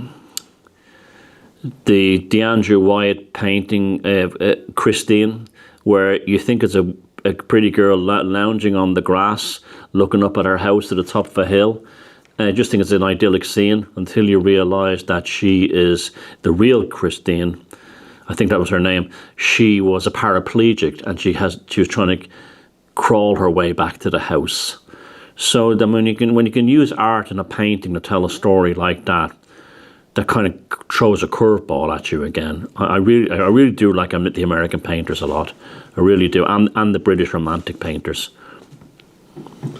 We're moving up to Scotland again for this one. This is from Pete, and he was asking, what do you think about the recent discovery of the altar stone at Stonehenge coming all the way from Orkney? At first, amazed, thought about it a little bit more, prosaic. Okay. The altar stone has now been confirmed to have come from the Orcadian Basin. Now, the Orcadian Basin is not just the Orkney Islands. It's also extends to Aberdeenshire, where you have the recumbent stone circles, a very interesting, specific kind of megalithic site they have up there, where you have a kind of an altar stone with two stones flagging on either side. So it came from that general area. And then even if it came from Aberdeenshire, the way they would have had the distance and the time and the effort to have got that down to Salisbury Plain would have been enormous. But then there's another theory developing, and I think it has a lot of veracity, the stone was in the Orcadian Basin, and what happened was glaciation during the Ice Age turned it into a glacial erratic and pushed it down into Doggerland. Doggerland is a sunken continent, really, between England and Norway that's now under the sea, where we know people lived in the Neolithic era because they're pulling artifacts out of the ground. So it seems at the time that Stonehenge was being built, and they needed the altar stone, they didn't go up to the Orcadian Basin. I mean, they could have, but I think it's actually a very good theory that they went over to Doggerland, and it was basically flat, marshy ground, which would have been a lot easier to transport it to Salisbury Plain. Now, using rollers and all that stuff still would have took decades to get it from there, even though the land was flat all the way. To me, I still believe they transported these signs through some kind of sound or something, some kind of vibrational energy. And if they did it from Doggerland, who knows? They could have done it from the Orkney Islands, for all we know. I mean, Geoffrey Marmot's story of Maryland transporting them across to from Ireland may very well be an indicator of how they might have been done. Colin Wilson said he believed that a shaman or an ancient priest would gather hundreds of peoples together, and they'd be trained to do some kind of throat singing that would create an enormous vibration that would lift the stone off the ground, and then by changing the pitch they could actually move it forward. So I thought that was a fantastic thing. I tested it. I got a 15-inch bass guitar speaker, and I put a tone generator on it, and I put a piece of paper on the speaker with a brick on it. I put the tone generator on to about a frequency of 50, just above hearing, 50 hertz. The paper and the brick actually lifted. So theoretically, it's possible. Was it done that way? I don't know. But that to me seems more plausible than fellas moving gigantic stones across rough landscape using thin. There's a fella on the internet, and I'd love to show you this one. The moving of the megalithic stones has been solved, and it's a guy in America, and he shows them on his own moving huge stones. Firstly, he has a perfect laboratory situation. He's using a concrete plinth poured on the ground. That's very different than a mountain in Sardinia or a hill in Ireland. Try moving that across. It's perfect laboratory conditions, and all go, that just proves that they didn't need aliens, not the usual bullshit. They didn't need aliens to move the stones, or they didn't need magic. No, he doesn't prove anything. He had perfect laboratory conditions. I think that's how they moved the stones, and if that was the case, I'm not saying that I think I'm down with that, the Colin Wilson theory, and if that's the case, who knows? Maybe they did come from Orkney itself. Question from Declan McGowan on Patreon. He asks, what's your opinion on the hollow earth theory? You see, there's a couple of ways of looking at this. You have the whole thing of the internal, the one that was kind of popularised in the olden days, of there's an internal sun, and the continents are on the inside, illuminated by the central sun, which would be, if you imagine being in there and you're seeing the world curving away from you inside a dome, it'd be pretty amazing. In fact, in that film, Iron Sky, I think it was Iron Sky 2, they were actually inside the hollow earth, and it was like that. And riding around on dinosaurs, I think. But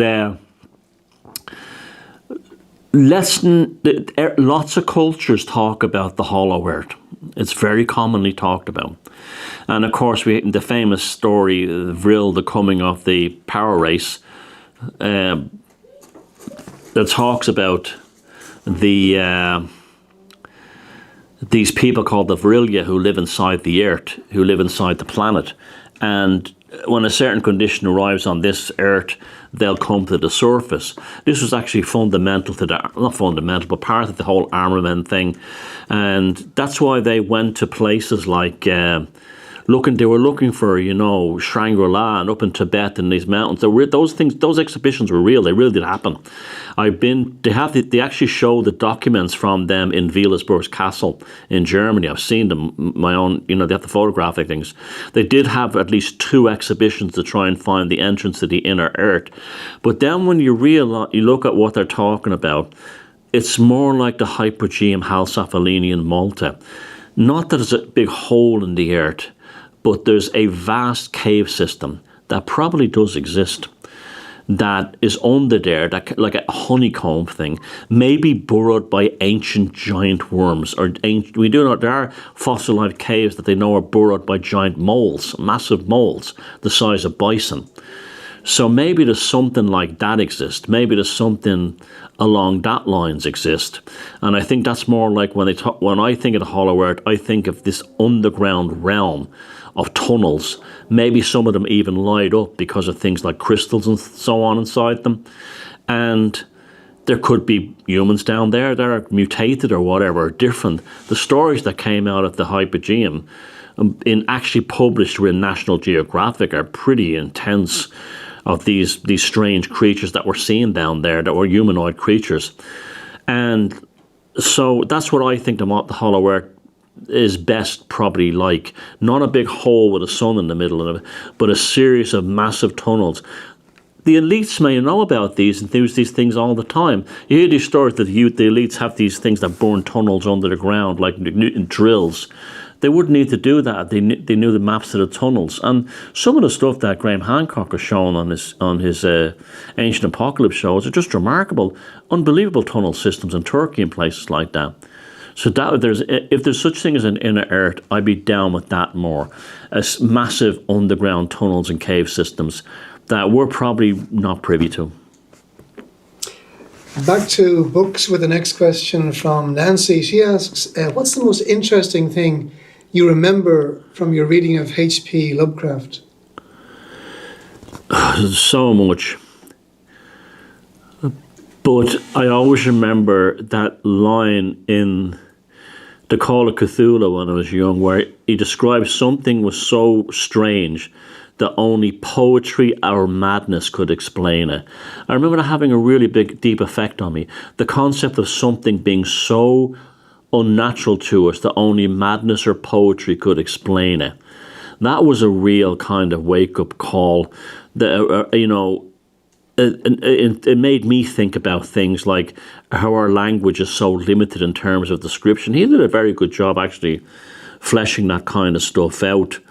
But even in stories like The Hunter in the Dark, the way he describes looking at the church spire on the top of the hill in Providence through the telescope at night, he had a remarkable ability to, even though many of the places in his lore don't actually exist, like Arkham, some of them are real towns, but some of them aren't.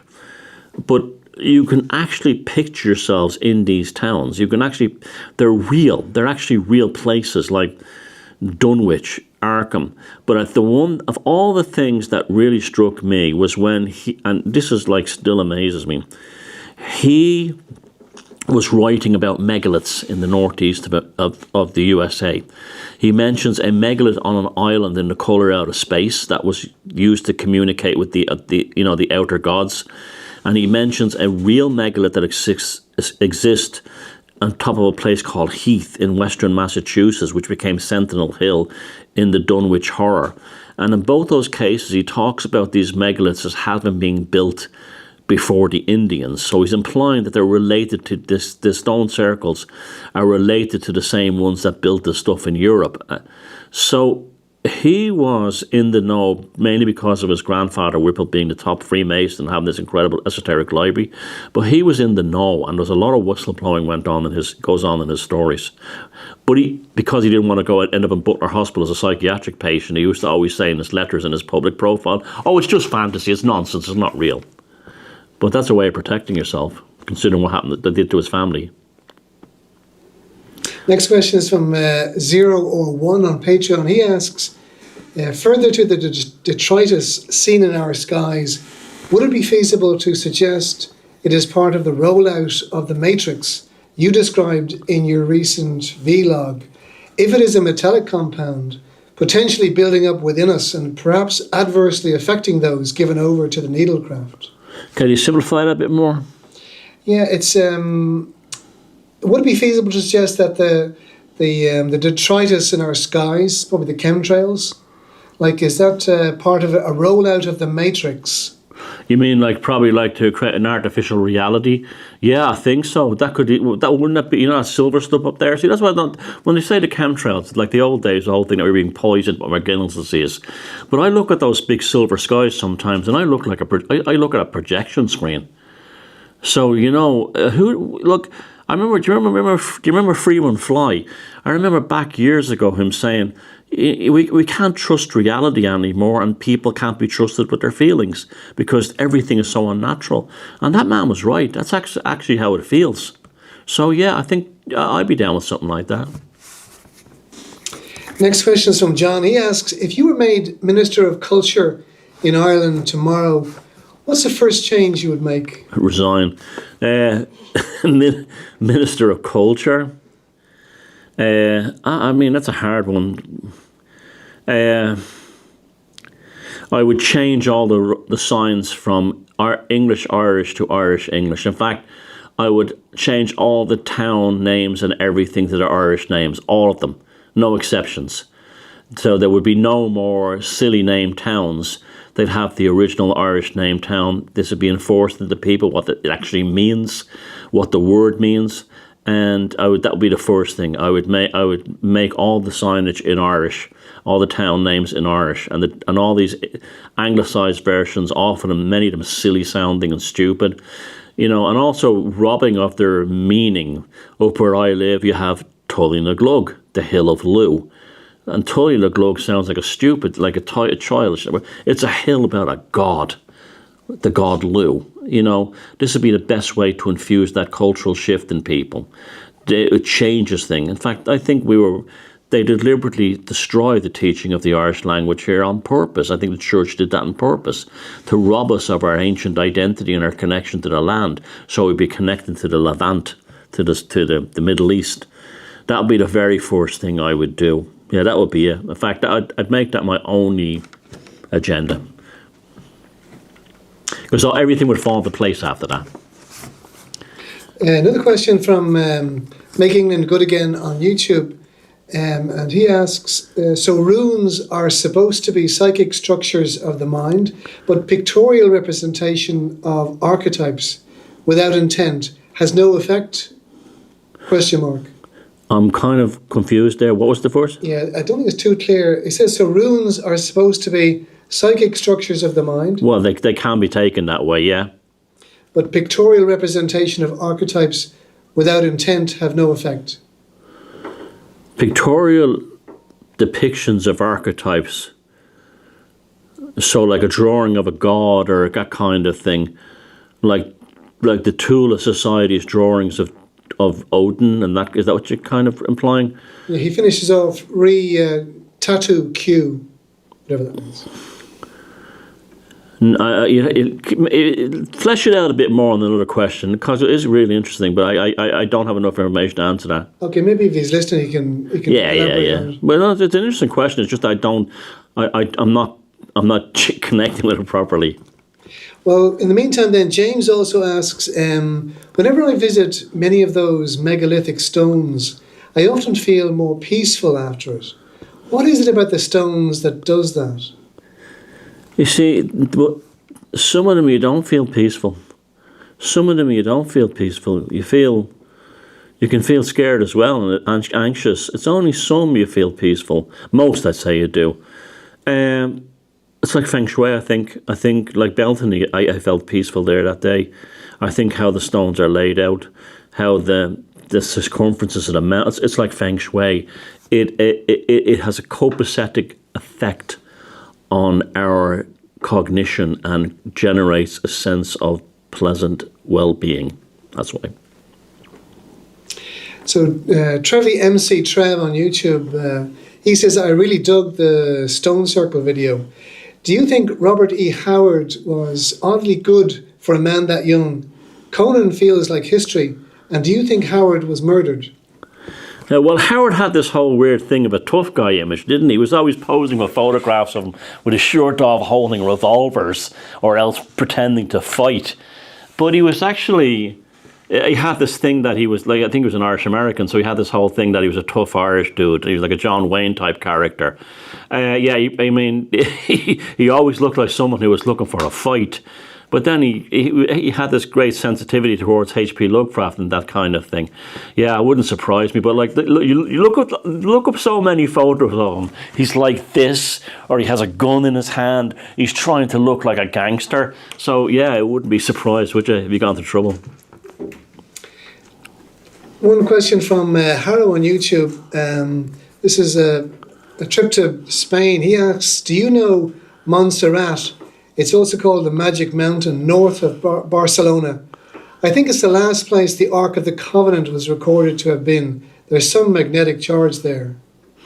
No, and I don't know what the Ark of the Covenant is, or if it was even real, or if it was an idea, or is a machine, or whatever. I don't know.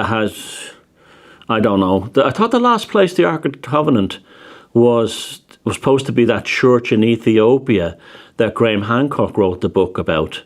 I think wasn't that supposed to be the last place? That's supposed to be where it is still to this day, apparently. Good question from Freddie. In the Boa Island video, you mentioned vampires. Can you tell me more about the vampires of Gaelic lore? If there's, when you talk about vampires, you instantly think about Eastern Europe, Transylvania, sort of like that Slavic, Magyar, Romanian folklore. If there's one country on earth that can actually has a genuine, real vampire folklore, it's Ireland, 100%. I'm absolutely, okay. Who are the first two major vampire writers? Sheridan Le Fanu and Bram Stoker. They both used Irish folklore regarding blood fairies and these kinds of things in it. You have the Darug Dua, which is a kind of a blood fairy, where she's a young woman who was in love and she committed suicide or died, and she's interred in the ground, but her vampire doesn't rise from the grave like come up out of the coffin.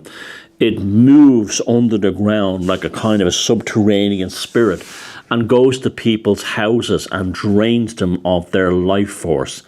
And it's associated with vampirism because they often go very pale, lose their energy and become anemic. It's a very interesting thing. And she's always a beautiful young woman. Now, there's another story of the it's two ways of pronouncing it. I'm trying to get it the right way. The Abarak, which is an interesting one too, and it actually might have its roots in the mythological cycle of the Nafina. But it showed up, it's in County Derry, not far from where we did the Boa Island thing and down into Tyrone. He was a chieftain necromancer. And when he was killed by a druid who outsmarted him, you can actually visit his grave to this day. It's on a willow tree where a stone has been placed on it. You can actually go visit it. And the Abarak is in the ground there, interred by this stone that prevents him from escaping. The second reason was, in the Druidic folklore, the Druidic folklore, he was impaled with a yew tree spike. It was called a sword made from a yew tree. What is that? The stake through Dracula's heart. And he was also a chieftain, a count. He was a necromancer. And he was very in with the hoity-toity, the elites at the time. So you can see where Bram Stoker, from his mother up in Sligo, got those stories. And also the Leanne She is a kind of a psychic vampire, the muse of a great artist or a poet, and she becomes his muse. He generates the best artwork or poetry of his life, but his life is short. She kills him, but he gains immortality through his art, not through his life. So that's all. There's a tremendous folklore in Ireland, and then you have the Slua, which is kind of like the Walking Dead. There's a tremendous folkloric aspect to this in Ireland, particularly up in Sligo and places like that, of this kind of vampire archetype, and in Ulster. So yeah, absolutely. In fact, I'll write an article about it on Substack as soon as this is over, and I'll publish it, just with the names so you can actually get the details on that. Yeah, we just come up on the last few questions now, and thanks very much for everybody, because the questions this evening have been absolutely great. Susan has one. She says, we seem to have been lied to about everything. How do you tell the difference when someone is lying to you or when someone is telling the truth? When someone's lying to you as a personal thing, or when it's a politician or something? When it's a politician or it's on the evening news, it's all lies, okay? Just take it that way. It might not all be all lies, but just assume that as the default state, that they're talking through their holes, okay? That's the default state for any kind of governmental official proclamation. If they're telling you black is white, assume that white is black, okay? With a person in your everyday life, if they're telling you the truth or not, you'll only know that by being around them and learning by their trust. But like that's the thing with the mainstream. Just assume that they're lying and the exact opposite is true. Sometimes they're not lying, or sometimes it's a convenient or a kind of like a flowery lie. It's true, but it's not really. But just like. It's like a guy in the mafia once said to me that a telephone is a cop. If you're in the mafia, your telephone is a cop because they're listening to you, or a Fed. Well, the same thing with the man on the TV or the politician. What he's telling you, the opposite is true, as a default. Another question, this one from Joshua. He says, or he asks, have you seen the UFO photo that looks like a big oval, like a giant white beam? It looks similar to what you said you described seeing over Sligo Bay once. Yeah, and that thing is mad. They call it a giant potato. And the more you look at that, I don't know, I think it's in America somewhere it was photographed. And the more you look at it, the weirder and uncanny valley it gets. The light source, assuming it's legit, but apparently it is.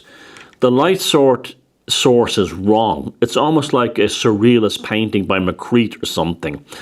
Or it always reminds me that, it shouldn't be where it is looking the way it looks.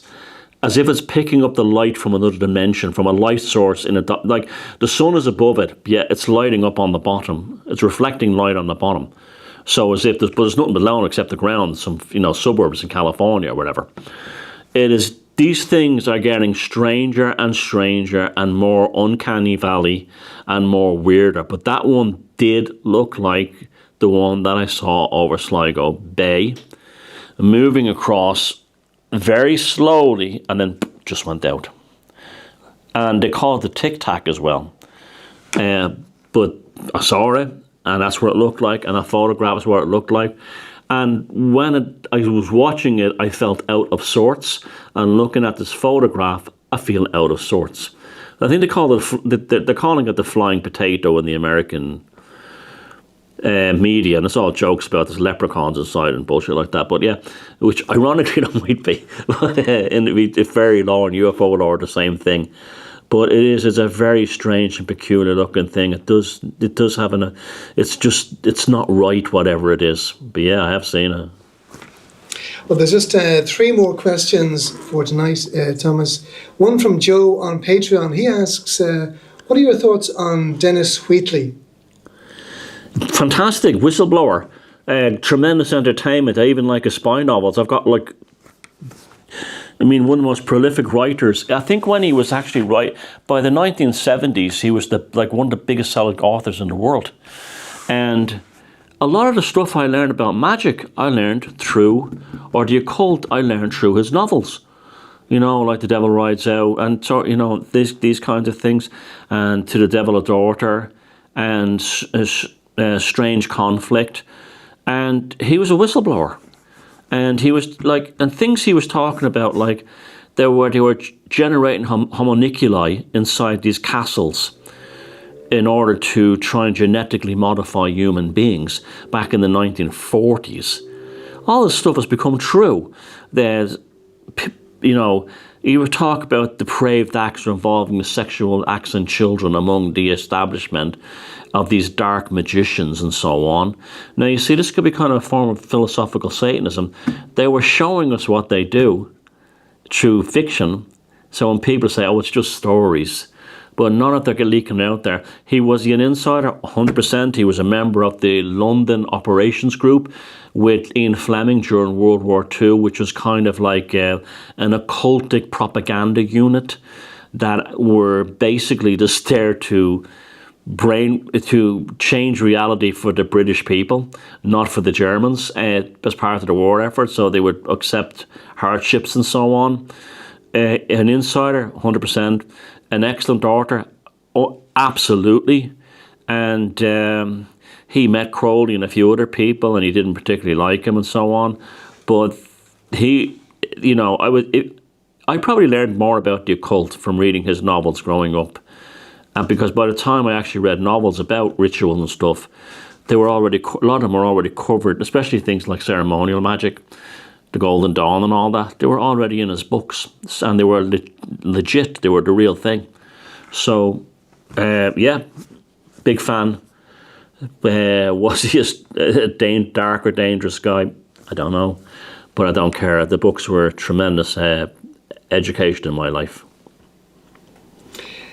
Question from Niall. He asks, would you ever get into manuscript hunting for Irish mythology?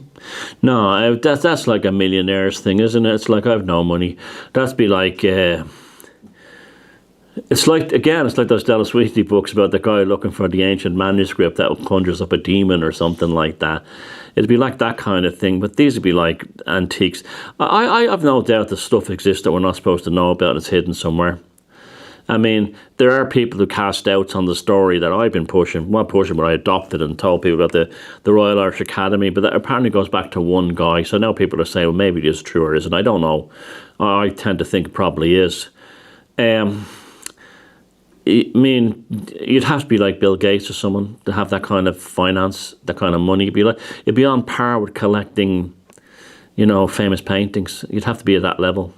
It makes you wonder, though, if these people do have that. Like the rich people have bought some like really obscure grimoires, and you know, that we don't know about, and they're using them. Well, time for one last question, Thomas. This one is from Peter Kennedy, and he asks, have you ever been to Tory Island, and what do you think of its connection to the Fomorians? I'm going there in September for some research. Well, you're lucky, man. I've never been there, and I've always wanted to go. Apparently, it's really interesting. The connection to the Fomorians, and that's where Balor of the Evil Eye was supposed to have come from. In fact, there's a very funny, not just funny, but it's folkloric thing where he had, like, you know, his eye, he had an eye at the front and the eye at the back. And so he had to cover his head with this kind of cloak. And something had accidentally blown it off while he was on Tory Island. And it sent this death ray across the sea, and it depopulated half of the Western Isles of Scotland. So, you know, there's some great folklore. It has one of the most interesting round towers in Ireland. It shouldn't be there, but it has a round tower. I mean, an actual classic Irish round tower. It's in ruins. Well, it's not completely in ruins, but it is there in the village, in the town. It's a surprisingly populated island, for what I've been told. Not quite a lot of people live there, and I've always wanted to go. And there's a cliff there that they call Balor's Tower. And funny, it brings us kind of back to what I was saying about Ben Bulbin earlier on. Is a natural formation or a heavily weathered ancient formation, ancient building.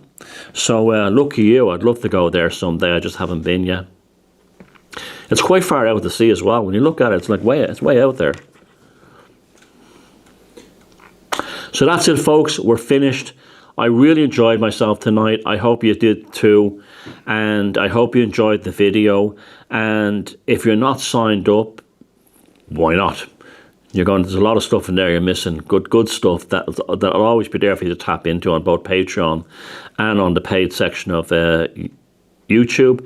And like I said, stay tuned for lots of exciting stuff coming up. Books, tours, more films. conferences. We've got a lot of things planned in the future.